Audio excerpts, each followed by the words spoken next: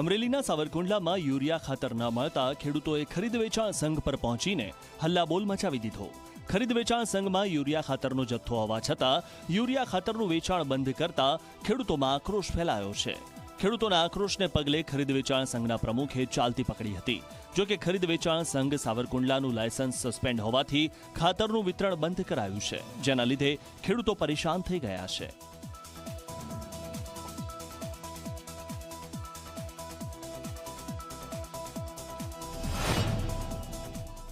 સાવરકુંડલા તાલુકાની આજે ઘણા સમયથી આપણે યુરિયા ખાતર મળતું નથી અને સંઘ પાસે 50 ટન ખાતર પડ્યું છે।